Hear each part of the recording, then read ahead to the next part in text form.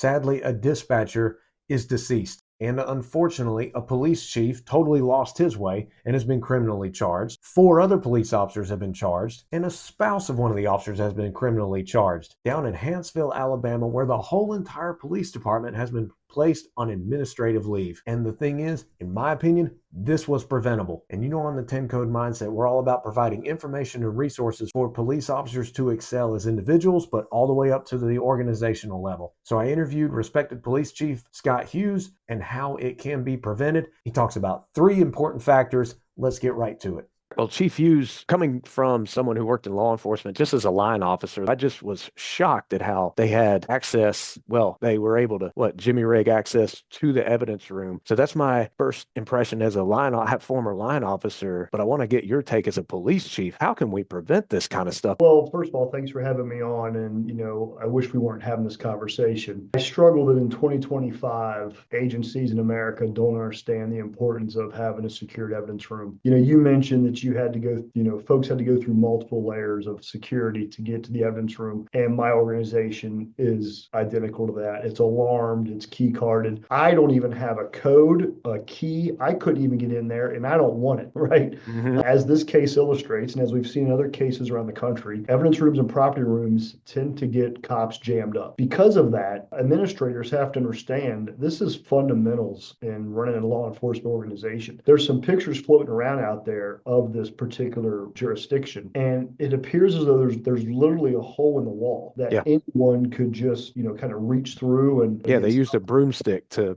push the door open somehow. Yeah, they use a broomstick and they just jimmy their way into the room. And this whole thing, again, just looking at media reports, in complete transparency, this is all my opinion, my article, just based on media reports. So having said that, this whole thing looks like it started when one of their dispatchers overdosed on fentanyl. And putting kind of 2 and 2 together, I have to assume that they're linking that overdose access to the property room as kind of being connected here, if you will. So, administrators have to understand that there's nothing wrong with someone coming in from the outside, if necessary, and doing an audit of your organization. When the chief's role changes, when I took over as chief here going on 9 years ago now, the first thing we did was a complete property room audit, ensuring that everything that was there under the previous chief is there when I took over. Mm-hmm. Every single month, we have an audit of our property room. We have software where they go through and the software randomly picks, 20 or 30 items, and you have to go scan those items and ensure that they're there. And those little things that you do can prevent these bigger problems. Someone once said, Gordon Graham, that,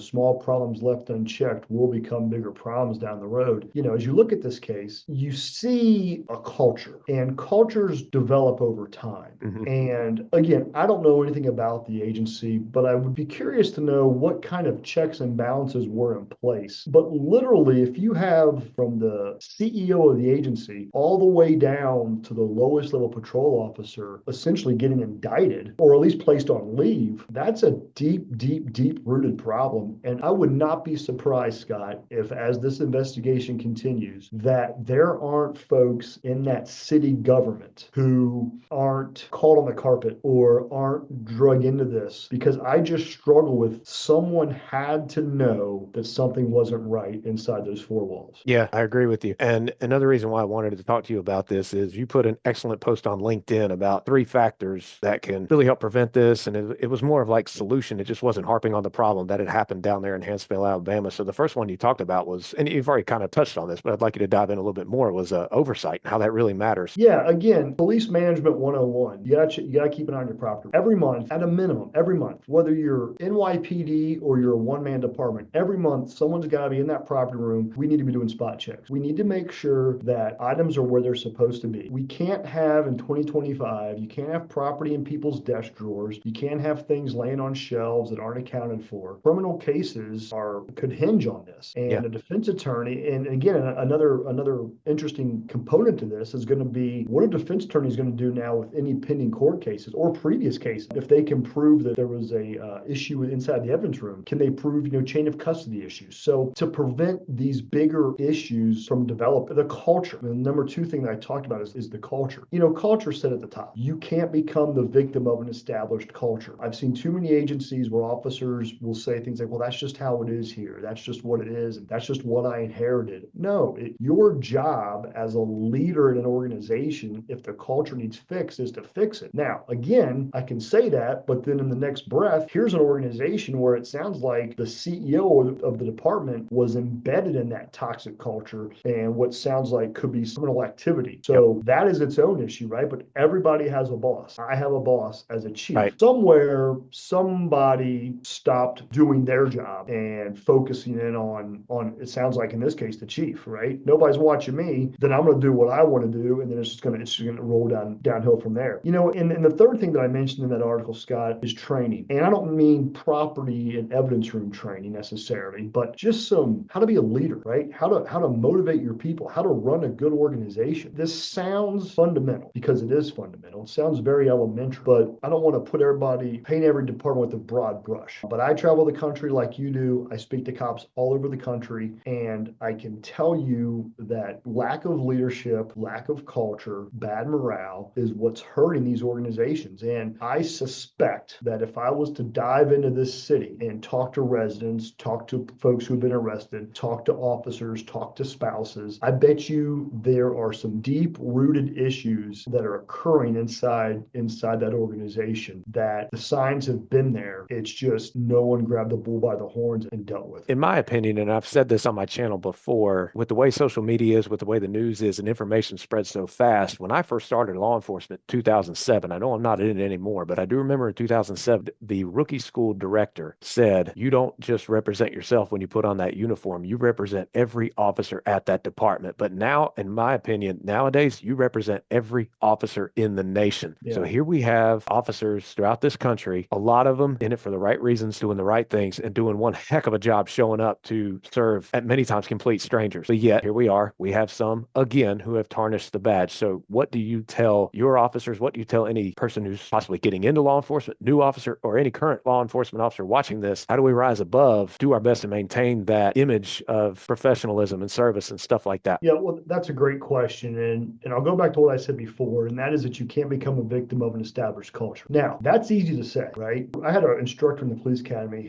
back in the 90s who called him $1 million mistake. And he basically said, a police officer makes $100,000 a year. You multiply that by a 20, 25-year career. You're up in the millions of dollars that you have made or would make as a law enforcement professional. And is that the kind of money that you are willing to throw away? Now, again, I don't know this agency. Smaller department, nothing against small agencies or large agencies. In some ways, I think they both have their advantages and disadvantages. In this particular case, my gut tells me that when you get hired in there, you want to, especially as a young rookie, right? You want to be successful. You want to succeed. You want to fit in. You want to do whatever you have to do to make probation, to get that next pay raise, to get that next assignment, to do those things. And if from the outside looking in, the culture was that bad, that toxic, the badges were that tarnished, I suspect officers come in there quickly. To them, this is the norm. You don't know any better, and you get hired as a police officer. I mean, how much time do they spend on evidence rooms in the academy, if any, right? I mean, yeah, right. Not a recruit's job to know how to run an evidence room. You see this, to you as a young officer, this might just become accepted practice. Like you don't know any different. I can say this today. I couldn't say this in probably 2015. If you find yourself in an organization where you're like, you know what, this isn't right, this seems suspicious, you are in a unique position in 2025, and that is you can get out and you can go find a job right next door, and they might hire you this afternoon. Good point.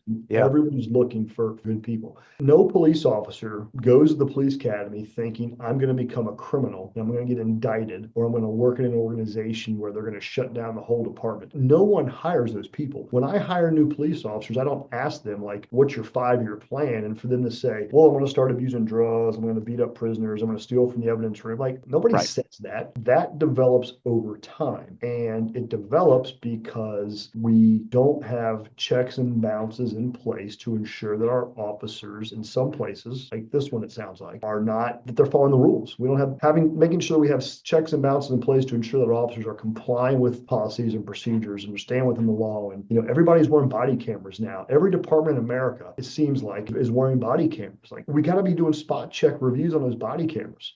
Supervise, you're there to take care of your people, to make your people better. Pull the body cam, watch some footage. Are they out there doing what they're supposed to be doing? In my experience, Scott, teaching leadership around the country, I hear these horror stories of sergeants pulling body cam just to try to find an I got you moment. I got you, I got you, I got you. And that's not why you're supposed to be doing that, right? You're supposed to be Right. pulling it to ensure that they're doing what they're supposed to be doing. If they're not, then your job is to make them better, not to just go after them and try to write them up, right? So that a little bit into the weeds on your question, I apologize, but none of this is rocket science, right? It's just good old fundamentals, policing, and remember where you came from. And as the boss, you set that culture and you decide what's tolerated inside your four walls. And it sounds as though in this case, the chief went off the rails and everybody went off the rails with him. And now you've got a whole bunch of people, including I believe a spouse of one of them, Yes. Yep. who's also now in the mix. You've got an employee who died while working in dispatch. I mean, there's a lot to unpack here as this thing kind of starts to evolve and work its way through the courts. Yeah,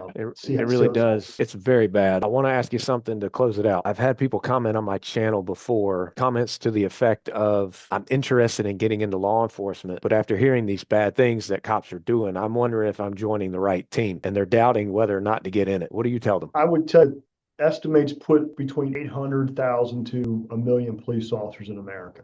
Over 18,000 police agencies. You don't go to McDonald's and get a bad hamburger and not go eat at McDonald's anymore, right?